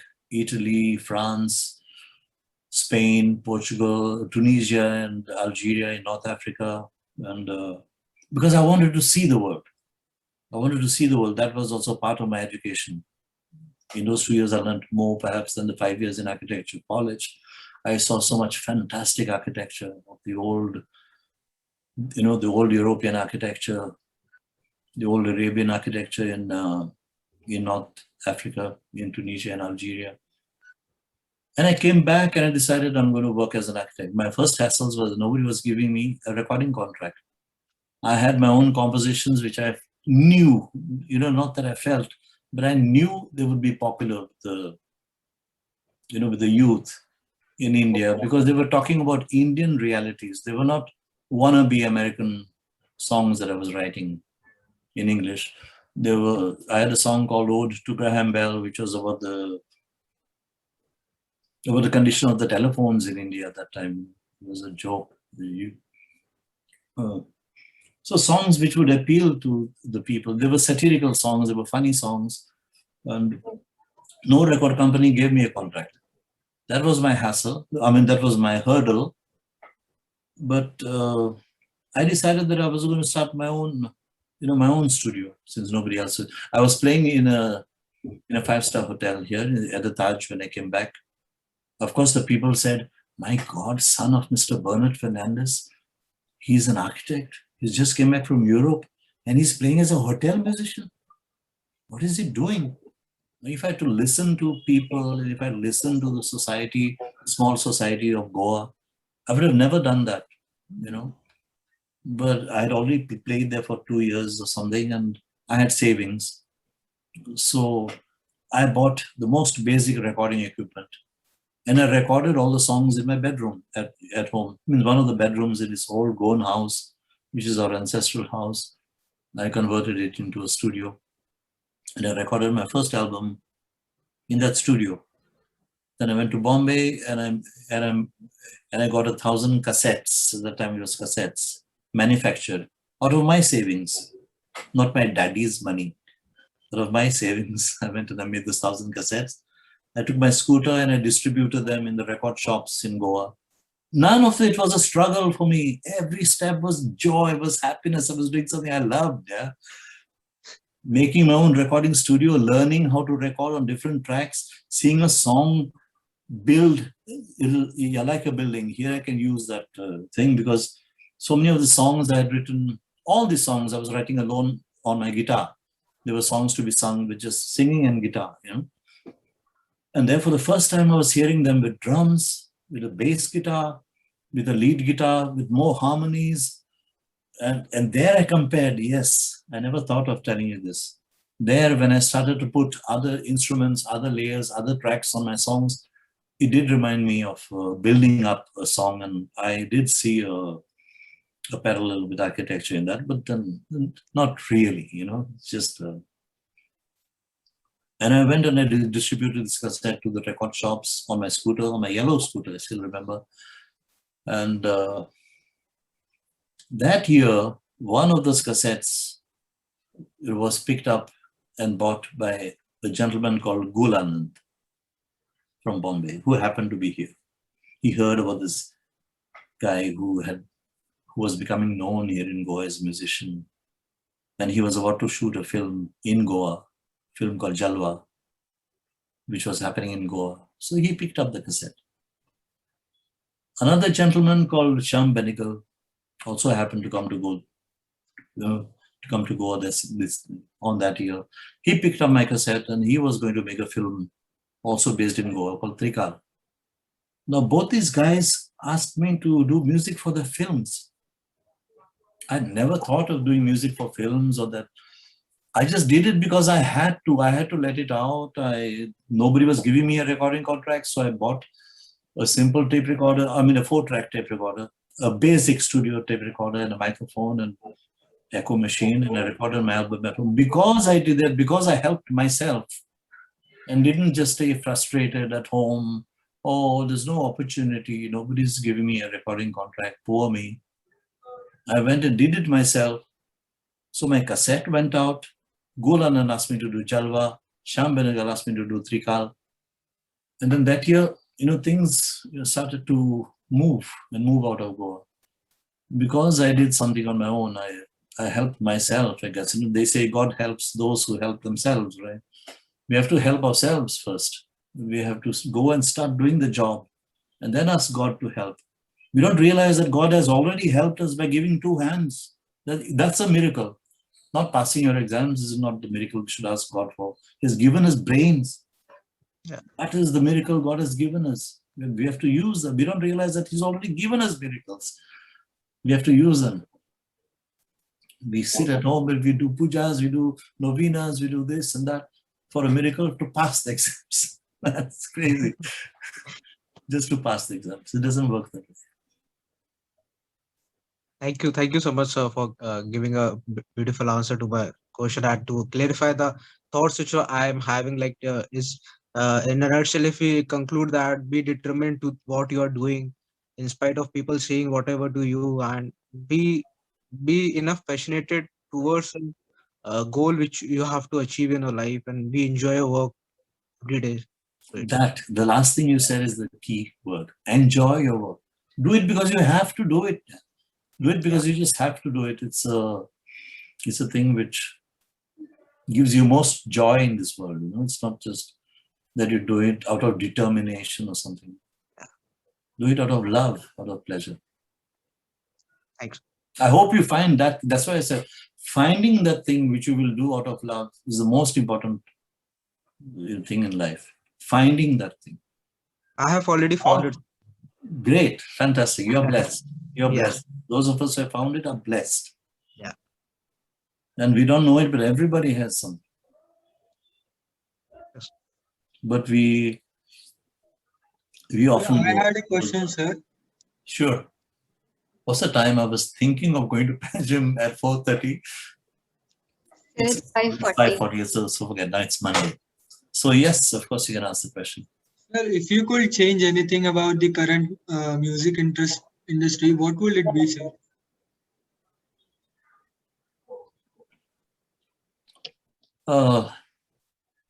I think if I could change, okay, I would not presume to change anybody or anything, but if I could, I think I would change the same thing which is the evil with everything in the world today, and that's commercialization. Whether it's clothes, whether it's food, whether it's anything, it's all mass produced. By taking the most common denominator possible. What will appeal to everybody? This. What are they all looking for? This. So everybody comes up with the same thing. The temple behind my house here in the village plays music every Saturday. Okay, before the puja, they play film music. And they are a fantastic barometer to what is popular in music and in film music in India at the moment. So up to now, it was all disco, it was all EDM influenced, film music. Now lately, this year, I'm hearing soft ballads. I believe those are very popular in the films now. Is it true, or is it just the temple that's playing it? I don't know. Beautiful soft songs, but after a while you get so fed up of hearing those beautiful soft songs, man. They all sound the same, one like the other. Ballads. And finally, they all copies of a Western style of singing, but in Hindi. That's it. That's what's been happening in music in India for a long time. Another thing I would change is I would somehow, I would give an outlet to music which is non-filmy. Can you imagine? Everything is centered around films in this country, everything. Do we have a dancer? Do we have a young dancer where youth go to see him, go to see, do you guys go to, dancing exhibitions? No, nobody's. All our best dancers are choreographing for Bollywood. Do we have poets? Do you buy poetry books and enjoy poetry? There isn't anybody because no one's interested, first of all. And secondly, we don't have any because our best poets are writing lyrics for Bollywood. How many musicians that we have whom you go to listen to just for the music? They're all making music for Bollywood and only for Bollywood. Very few artists are known just for themselves and for their own concerts. So that's one thing I would change, the authority of Bollywood over every sphere of our lives, every artistic sphere of our lives, especially.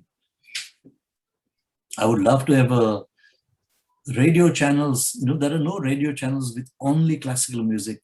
In our rich country, we only like to talk about the richness of our traditions.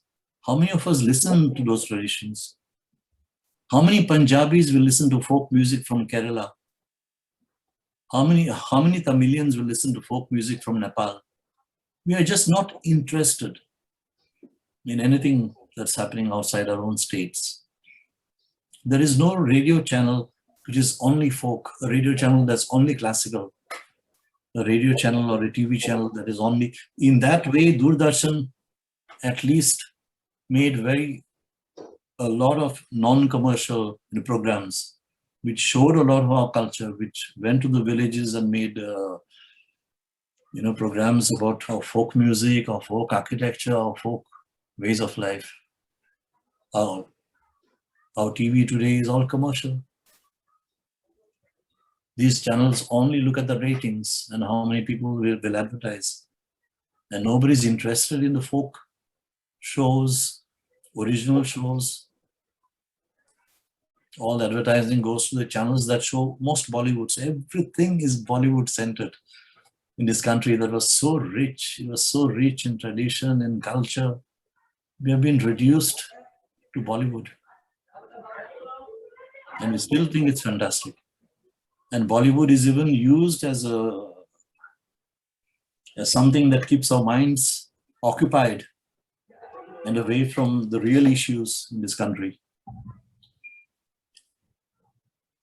So, but you surely are doing your part to take it to another level, like not making it Bollywood centered, or like your part has been tremendously inspiring. And Tell me, how many songs of mine which are non-Bollywood do you know? Sorry, sir?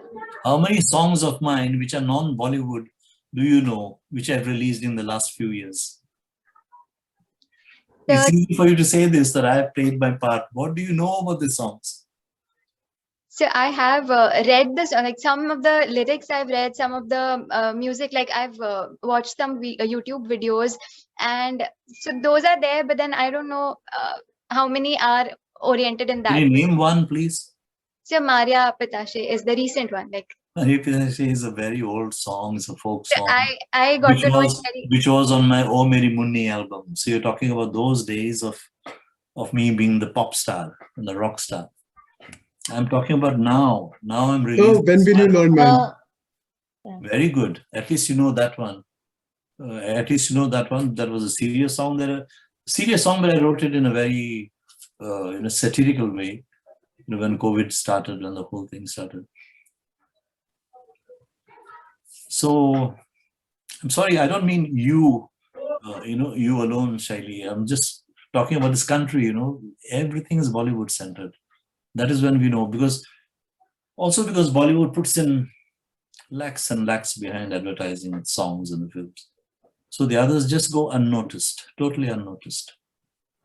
So do you think Bollywood is copied or inspired from Western music? It's mostly copied, of course.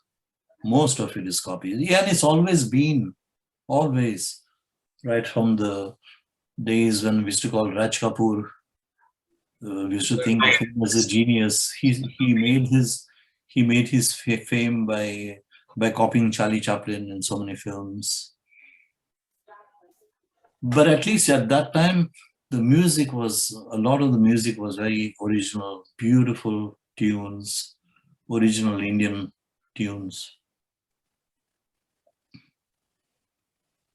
So in the old time, like Muhammad Rafi, these guys, they copied us, or else like they did their version of him. Your sound is breaking. Can you please repeat that? Sir, did they copy? So like in the old way, in the old ways, like Raj Kapoor. Your sound is distorting a lot. I can't. Or else you can type in the chat box. Hold on. No, I am connected to my external speaker. So it's not my speaker. So I cannot understand what you're saying because it's distorting too much. Could you try to repeat it again, please?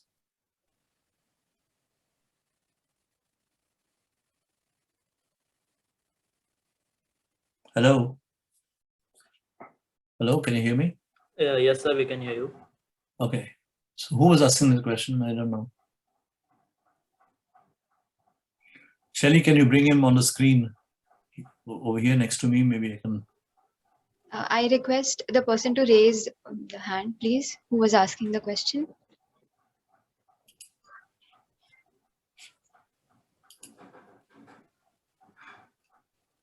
No, sir. I guess he's not available right now. Okay. Okay.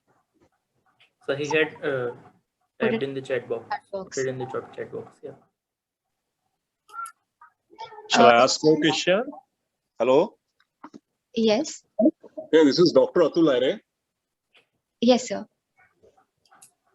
Hi, doctor. Hello? Yeah, hello. Yes, sir, we can hear you, sir. Yeah. Hello, Remo sir. Hello, Remo sir. Hello, doctor. How are you? I'm good and damn good fan of yours, and I'm from the 70s, so I know the songs belongs to you. I've been watching you on a Tito's Club performing and those things, and I'm a regular fan of like your all Kokani songs. I'm basically the Marathi person, and one of the question like in a Jalwa film, you've been offered one role as a restaurant guy. So this role was given to you as like your choice, or it's a director choice? Oh, it was never my choice. In films, it's never my choice.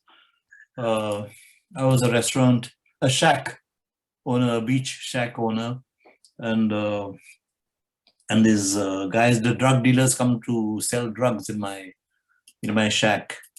Yes, sir. And I'm totally helpless. And Nasruddin, the super cop, comes and beats them all up and stuff like that. That's part of the story. I just had a very small role. But my knowledge of Hindi, the language, is so difficult that even learning those 5 sentences was very difficult for me. Exactly, sir. Exactly. But I guess it worked, for the way that they wanted it, because I was supposed to be playing the role of this Goan guy who didn't know Hindi well. So it was a very natural thing for me. Again, from the 90s, Mr. Lucky Ali is a very good pop singer. He's in Goa now. Yeah, he's in Goa now, and he's performing his old songs like O Sanam and those things. Would you like to collaborate with Lucky Ali and perform something for like the people like us, and give some kind of a fantastic music? To collaborate, it's more than just music. I feel that I've always been a solo and a lone musician. Even in the studio, I create all my songs all alone. I play all the instruments, I sing all the voices, I handle the recording engineering, I handle the mixing engineering, everything alone. So I don't know, it's just my character, or my personality. Sorry, that's the word I was looking for.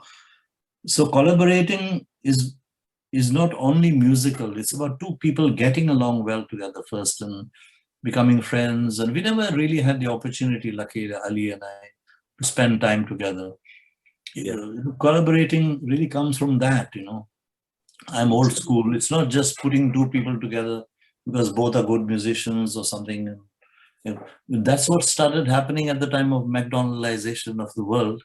Exactly, sir. They started putting people together, and they decided that, okay, he's got to follow, the big record companies, I'm talking about even international record companies, they decided that, okay, Pavarotti has a great following, but it's all in classical music.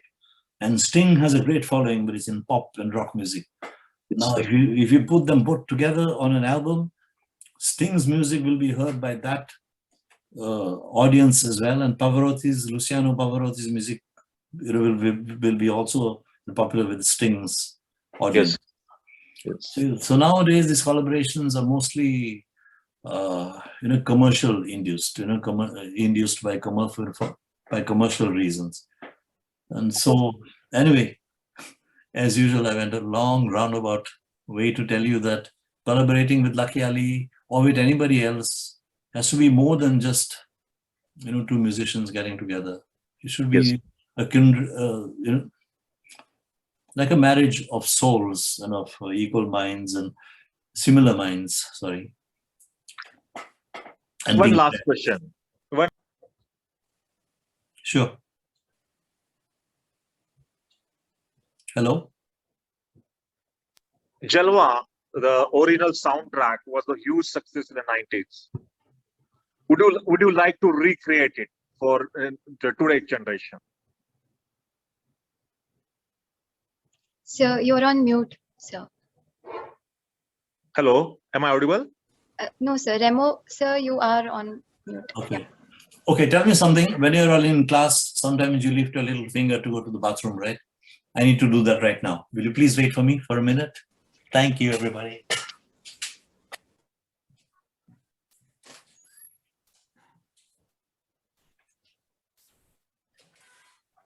Okay, Pratibha and Shelly, we will continue and we will stop for asking more questions. Yeah. Okay.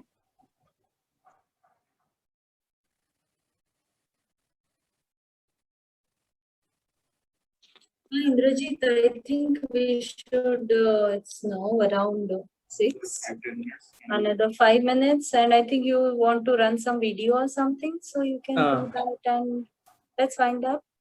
Yes, ma'am. Yes, ma'am. We will just present a short video. Yes, because. Yes, ma'am. We understand.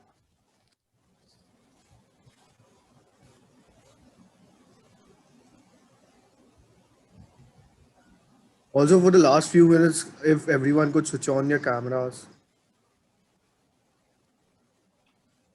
Harsh, let it be. Let us first present the video. Otherwise, it will interrupt.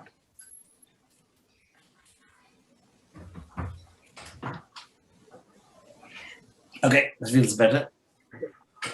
Yeah, sorry, you were asking me something. Sir, so due to the time constraint, we'll move ahead, and because we can go on and on, we can keep asking you questions and you can keep answering us, and it is never ending. So, Pratibha, please carry on. Yeah. So on that note, our students have prepared a short performance for you. So, Oh, wonderful. yeah, I would like to call upon the rocking idols of Symbiosis School of Architecture who are constantly finding the balance in both music and architecture with excellence. Wonderful. So just like you, sir. So can we have the performance, please? Please, I would love that. Yeah.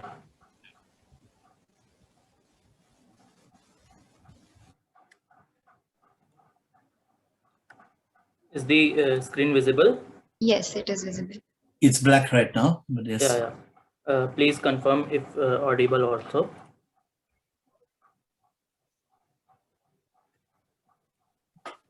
Just a second. So, Indrajit, share via your Chrome tab, no? No, I don't get a Chrome tab in this.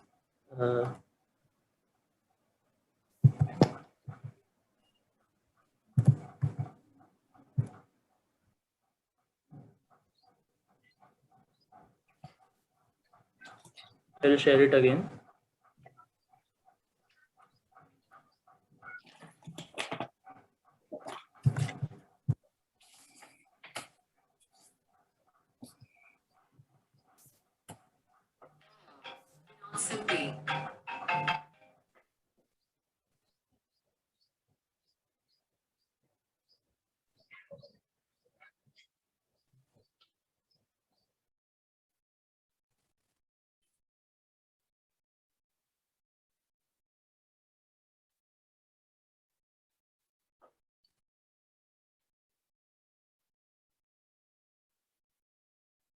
So Pratibha, which year are Okay, you? okay. Sorry, sir. I just got how to share with the sound. I'll just share the video.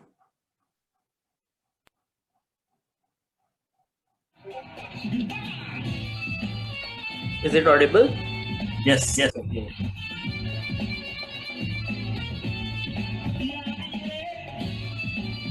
So guys, should we do it?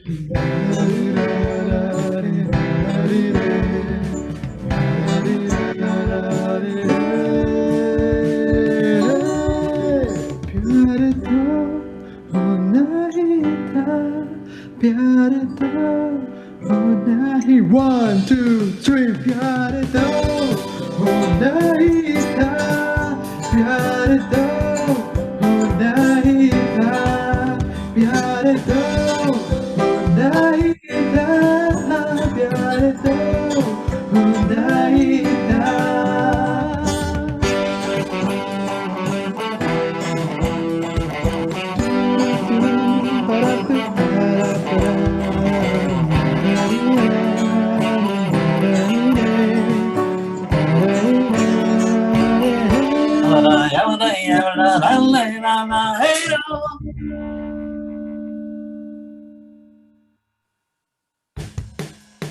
When will you learn, man? When will you learn, man? Only love, love, love that will save your clan. When will you learn, man?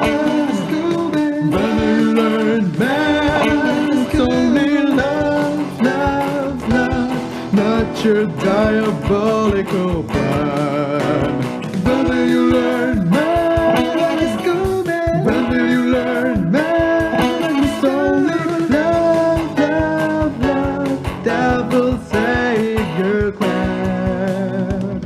When will you learn, man? When will you learn, man? It's only love, love, love, not your money, not your power, not your greed, not your hate that will save your clan.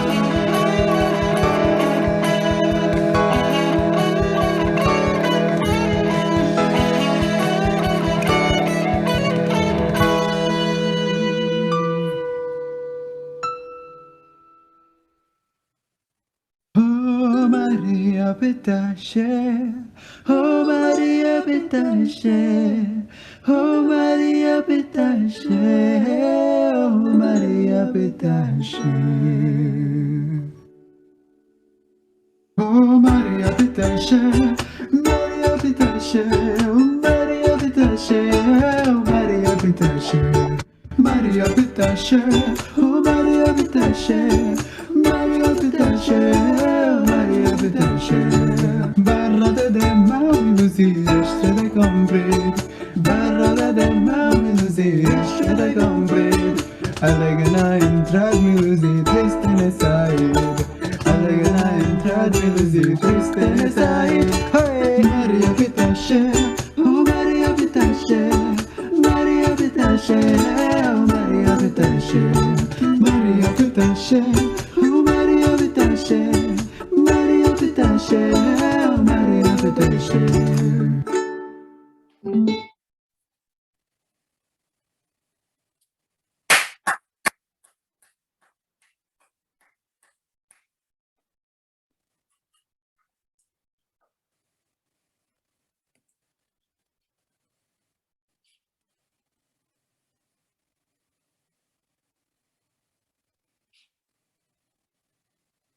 Wow, that was really wonderful, guys. I never expected this. Never expected you guys to sing my songs. Thank you so much for rehearsed them and put all this together. It was really very nice of you. Lovely harmonies, lovely singing, lovely playing. Thanks a lot. Thank you so much, guys. That was a wonderful performance, and it's always been great to hear to you. So with your permission, coming to the end of the program, I would like to call upon our director, ma'am, to say a few words. Thank you. Thank you very much. It was really lovely talking to all of you. I enjoyed your questions.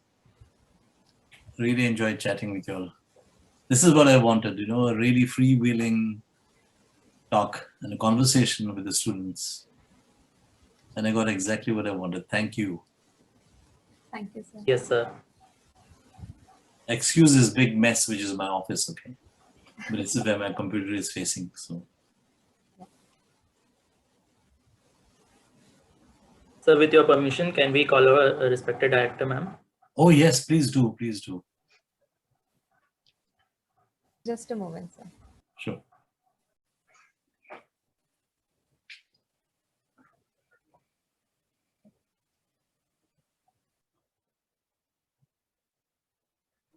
So yeah, the classes are going on online now, or do you have the classes in the No, classroom? sir, it's all virtual for now. It's been a year now. Everyone is sitting back home and virtually attending the lectures.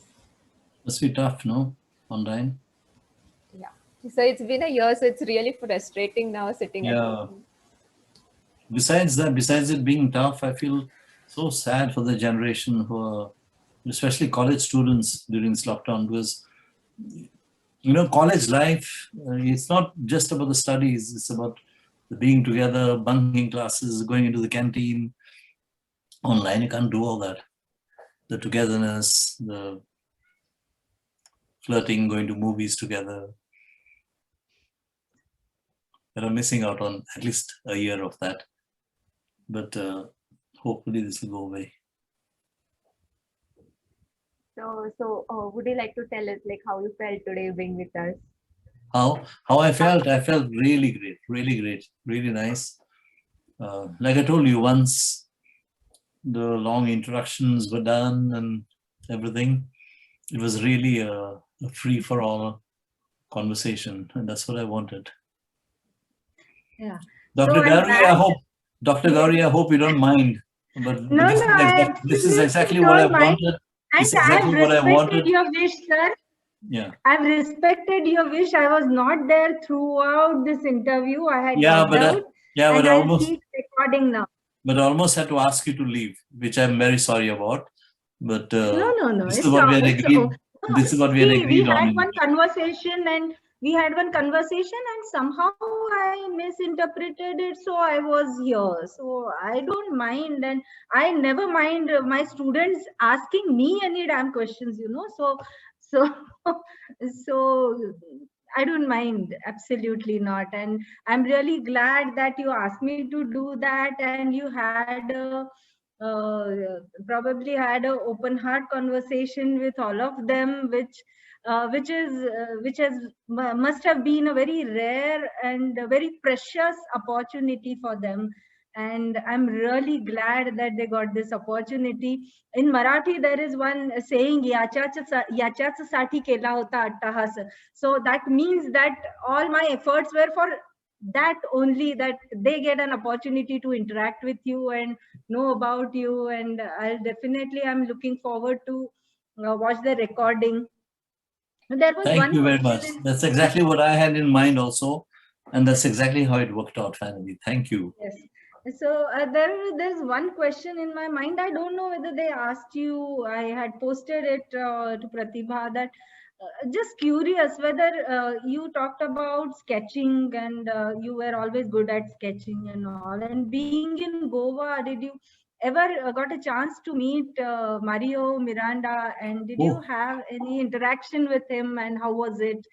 Like, Oh yes, Mario Miranda and I were great friends. I've always been fascinated by. We used to meet at so many parties, at his house, at my house. I loved the man. I really loved the man. He was a great man. And like all, out of all the real genuine artists and the genuine people that I met, they were all simple people. They were all simple people. The people who needed the hype in order to be somebody, in order to be and the world loves hype. So there are lots of artists who are considered great artists just because of hype. Those people, I hate meeting them because you can't talk to them. It's all artificial. But Mario was one of the real, genuine people. So is Shyam Benegal. So is A.R. Rahman. People like that are genuine, even as individuals, even as persons. Mario and I were great friends. And we had a joke which only we found funny, okay? Nobody else used to find it funny. And it was funny because we used to repeat it at every party, wherever we were. He said, Remo, when are you bringing your guitar and singing at a party? And I'd already told him in the beginning that, I hate being asked to play and sing at every party. I want to enjoy the party. So he used to always ask me, Remo, when are you going to bring in the... And my answer was, Mario, as soon as you bring your sketchbook and you start to sketch everybody at the party. So every party we used to meet, we used to ask the same questions and we used to find it very funny. They were not funny, but out of sheer repetition, they became funny to us. Yes, that's so good. So good to have an interaction at this level with you, and I'm sure my motive for asking you to be on creative pursuits is fulfilled, and the students are inspired, and they'll be motivated after this interaction with you, and that's all my motive is.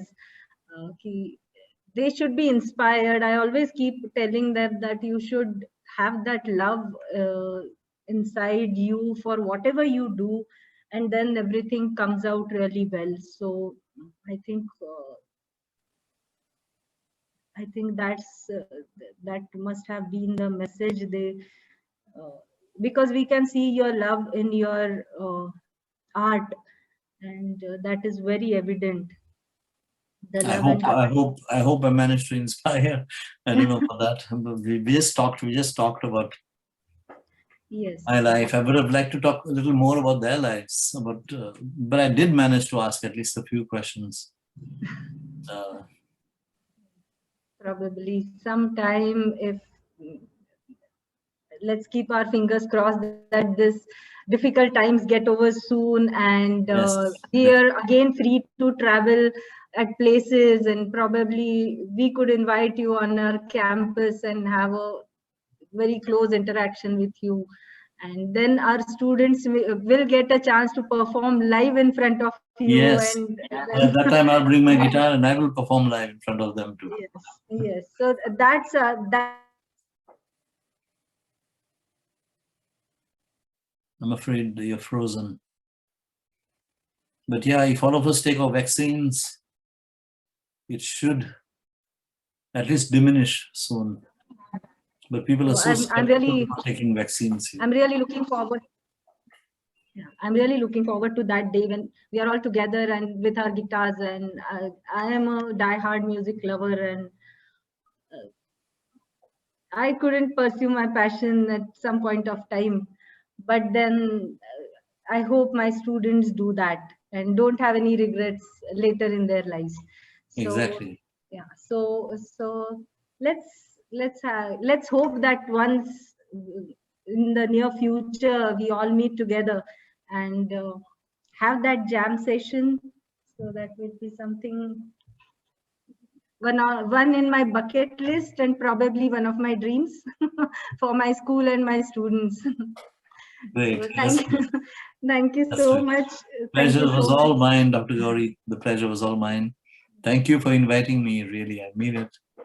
Enjoyed all the questions. All of you all who kept quiet and who are still there, who have still not gone to sleep. Thank you. And I don't think anybody would go to sleep with you being there on screen. So I don't know. After school, actually, I don't.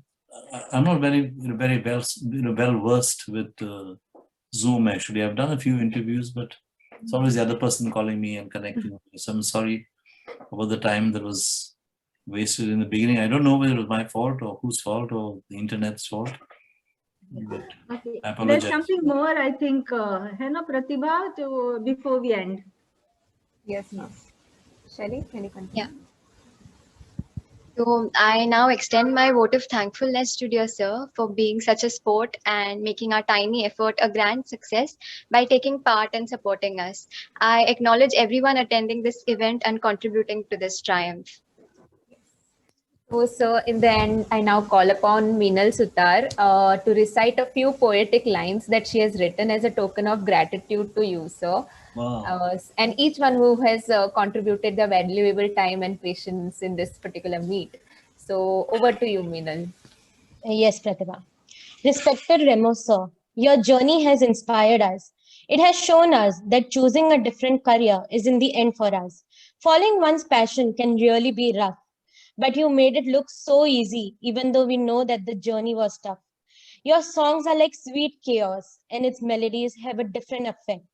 Just listening to the chorus can make a person feel the connect. Your work created an escape world and a whole different mood. From dancing to Maria Pitashe's song to listening to Hamma Hamma song on loop. We all admire the work that you've done. Your songs can't be resisted by anyone. There's a line in Konkani, Tu fakta create korna, to inspire korta. And this line perfectly suits you. Thank you, Remo sir, for motivating us with your words today and igniting a spark among all of us. I'd like to thank our director, Dr. Gauri Shiurkar ma'am, for this incredible opportunity. And thank you to all the coordinators for working together with unity. We appreciate all our faculty members who helped us through with their continuous motivation. And thank you to all the participants for showing keen interest and attending this event patiently and turning it into a huge success with their continuous dedication. On that note, thank you once again. Have a great day. And as they say, Deo Bare Karu. Hold on. Before that, I want to say thank you very much to Meenal. Thank you, sir. And I want to congratulate you on your poetic capabilities. There you have another profession to back up on. Yes, I'll definitely Everyone. try to work on it more. Today, you really inspired us. That was lovely what you spoke out. Thank you so much. Thank you, sir. Thanks a lot, everybody. Good night. Have a great weekend. Have a great year. Yes. And like Dr. Gauri says, maybe all Thank you, come sir. out, maybe all come out of this pandemic soon. Bye. Take care. Thank you so Oh. much. Thank you so much, sir. Sir, thank you so much, sir. All of you. See you and Bye. soon. Ciao.